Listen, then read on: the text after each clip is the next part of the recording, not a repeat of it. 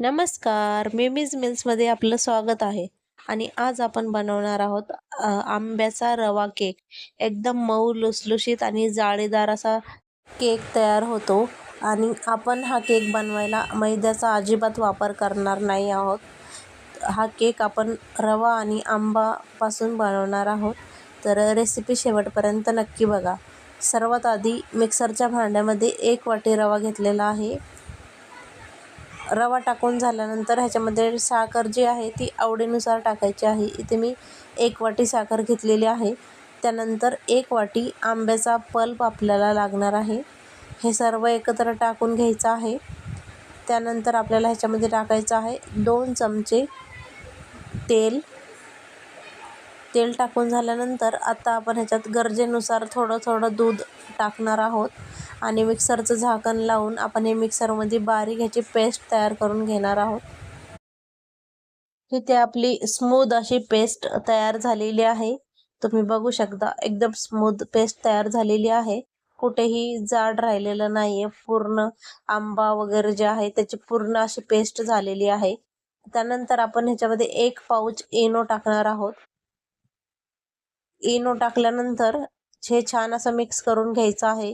तुम्हाला जर अजून व्यवस्थित मिक्स वगैरे करायचं असेल तर तुम्ही हेच मिश्रण दुसऱ्या भांड्यामध्ये काढून त्याच्यामध्ये टाकून हे छान मिक्स करू शकता. मी इथे मिक्सरच्या भांड्यामध्येच इनो टाकून मिक्स केलेला आहे. छान असं इनो मिक्स करून झालेला आहे.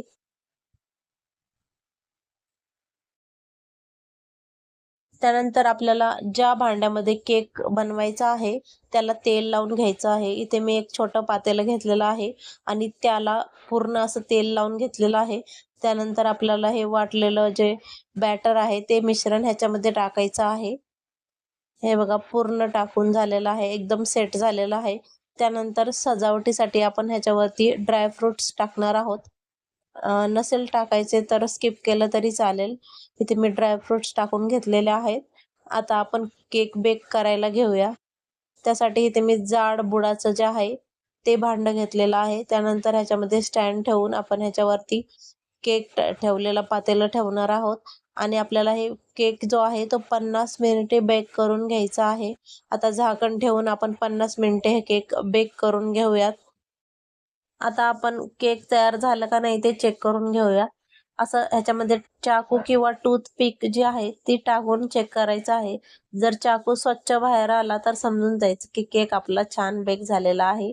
इथे बघा मी केक दुसऱ्या प्लेटमध्ये काढून घेतलेला आहे. आता मी तुम्हाला कट करून दाखवते.